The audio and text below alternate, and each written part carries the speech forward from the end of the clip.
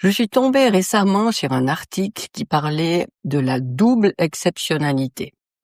J'avais déjà entendu le terme, je connais évidemment le HPI, le TDAH, l'autisme, mais en lisant cet article, j'ai vraiment eu l'impression que quelqu'un avait pris différentes pièces du puzzle et pour une fois, avait pu les poser sur la même table, avait pu les réunir. Parce qu'il y a une chose qui a été très difficile à comprendre par rapport à mon propre fonctionnement. Comment est-ce qu'on peut être tellement capable dans certains domaines et avoir autant de difficultés par rapport à d'autres choses qui semblent beaucoup plus simples et que les gens font justement sans aucune difficulté.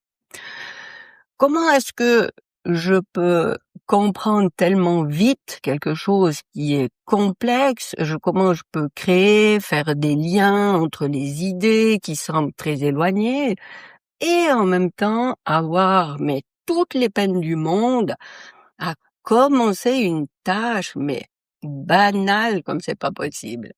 Vraiment, depuis longtemps, je cherche une logique là-dedans. Le problème, en fait, c'est que la réaction est on cherche à faire une moyenne. On se dit, bon, puisque je suis capable de faire quelque chose de très compliqué, je dois forcément être capable de faire quelque chose de beaucoup plus simple. Eh ben non, c'est ce qu'il faut éviter. C'est justement ça qui m'a beaucoup parlé dans cet article, c'est que, bah oui, un fonctionnement neuroatypique peut être un fonctionnement avec des pics très très hauts et des creux très très bas.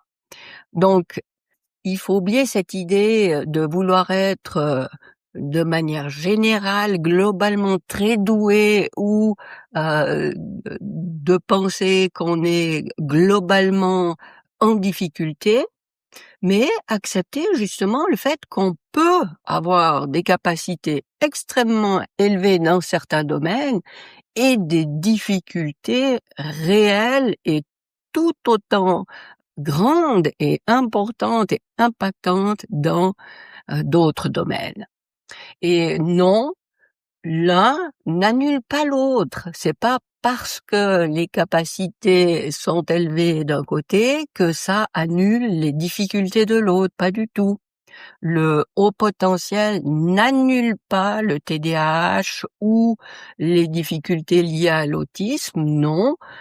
Le TDAH et l'autisme non plus d'ailleurs n'annulent pas le haut potentiel qui existe par ailleurs. Ce qui est encore plus intéressant, c'est justement de constater que c'est pas une simple addition.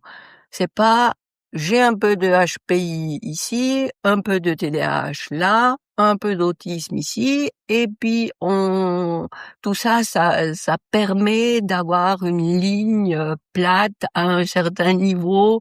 Non, tout ça continue tout le temps à fonctionner ensemble. Une caractéristique peut bien sûr compenser une autre.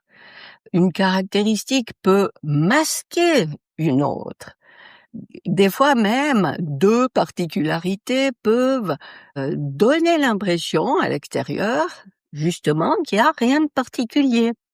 Et je crois que, en ce qui me concerne, c'est très révélateur et c'est très vrai.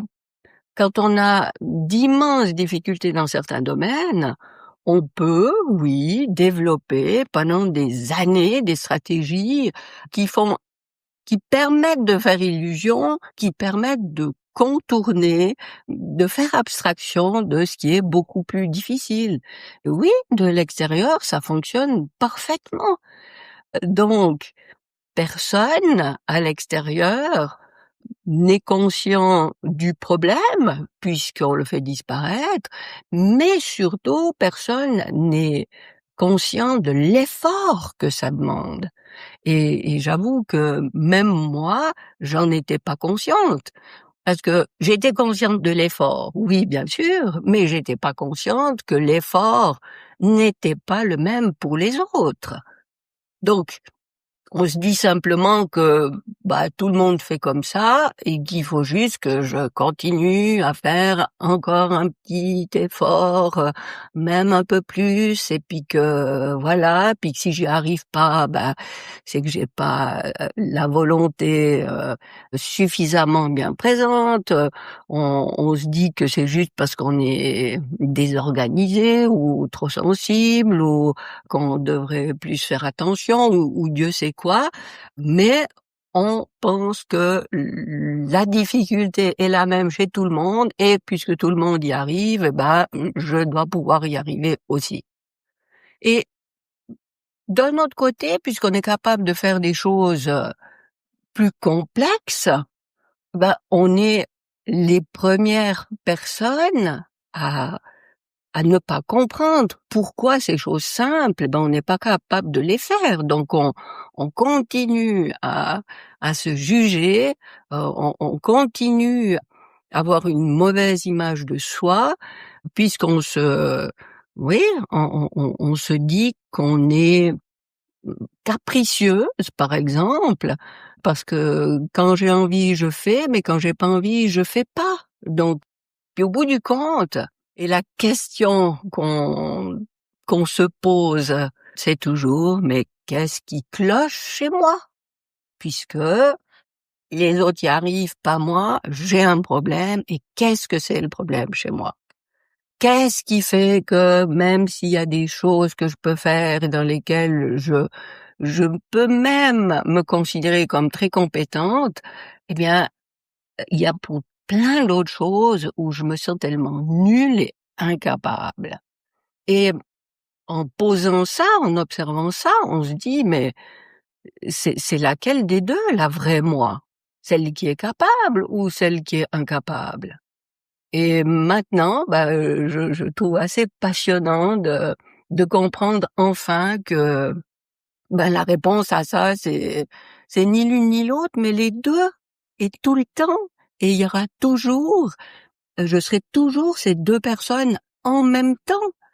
Il y a la Viviane qui est brillante, et il y a la Viviane qui rame complètement puis qui se laisse empêtrer dans des trucs, mais jusqu'à être submergée par-dessus la tête, et il y en a pas une qui est plus vraie que l'autre. Il y en a pas une qui est celle qu'il faudrait mettre en avant et l'autre qui serait à réparer. Non, c'est tout ça, c'est moi. Je suis ces deux personnes en même temps et maintenant je sais et je l'accepte. Je suis plus maintenant en quête d'un fonctionnement soi-disant normal que je chercherais à atteindre, mais je suis consciente que mon fonctionnement est très hétérogène et puis oui, voilà, il y a des domaines dans lesquels je suis à l'aise, je peux faire très bien les choses et il y en a d'autres, je suis toujours à la ramasse, c'est toujours très laborieux et c'est comme ça. Donc, ces diagnostics reçus très tardivement, ils ont changé beaucoup de choses à ce niveau-là parce que c'est grâce à ça que j'ai pu accueillir cette idée que d'être au top dans des domaines et puis à la ramasse dans d'autres, c'est pas un problème, c'est juste comme ça que je suis. Et quand on l'accepte, on culpabilise plus.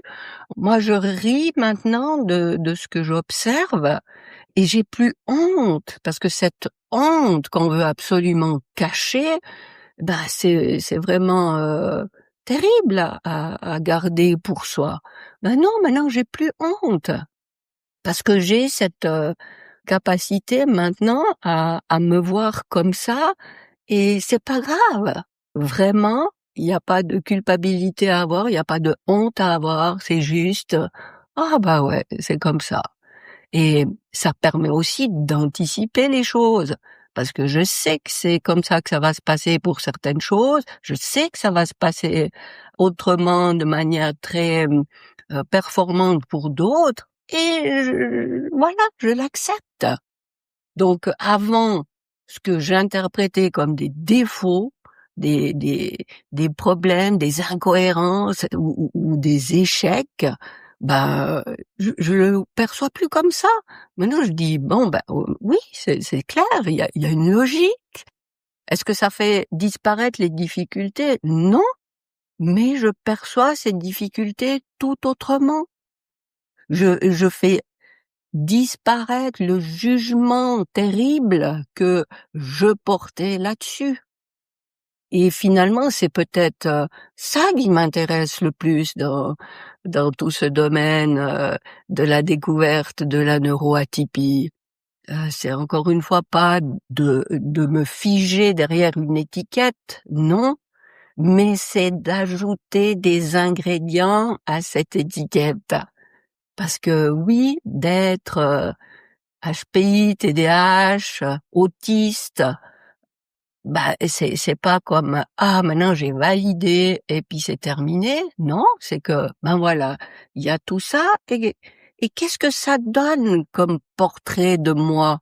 Eh ben, ça veut dire que oui, tout ça me permet de lire ce qui se passe, comment je réagis en regard de ces appellations qui sont toutes constitutives de qui je suis. Sauf qu'elles s'excluent pas l'une de l'autre, il y en a pas une que je veux privilégier. Je suis dans l'observation de comment tout ça s'entremêle et peut permettre d'interpréter, de comprendre ce qui se passe dans ma vie et, et comprendre ce que j'observe dans mon quotidien. Et ce quotidien, mon fonctionnement, bah, je l'observe plus en mettant le doigt sur un élément isolé, mais je vois tout ça dans son ensemble. Et ce qu'avant je pouvais percevoir comme des contradictions, et ben maintenant non, c'est plus des contradictions, c'est juste que les choses ne se passent pas toujours et partout de la même manière. Je me demande donc plus qu'est-ce qui fait que je fonctionne pas normalement.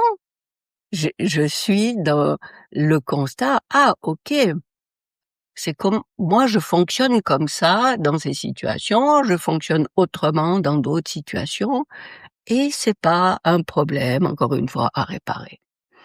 Donc vraiment, c'est vers cette question que j'ai envie de te diriger, c'est alors moi, comment est-ce que je fonctionne? Et non plus j'ai un problème de ceci, il faut absolument que je trouve une solution. Non, c'est pas ça. J'aimerais terminer là-dessus en voyant ça comme une bonne nouvelle.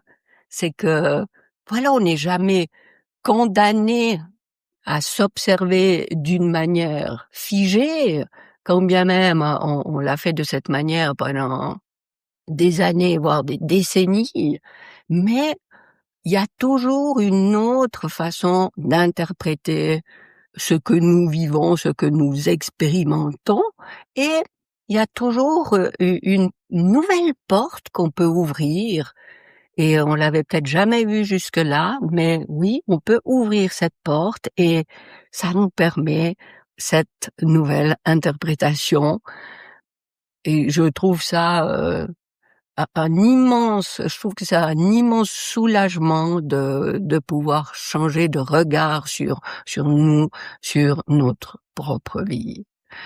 Voilà. Si ce type de réflexion te parle, n'hésite pas à t'abonner à ma chaîne YouTube. Si tu préfères lire ce que tu es peut-être en train de faire, ben tu sais que il y a une version écrite de mes vidéos sur mon site vivianka.com/blog, et je te souhaite le meilleur d'ici la prochaine vidéo et je me réjouis de te retrouver.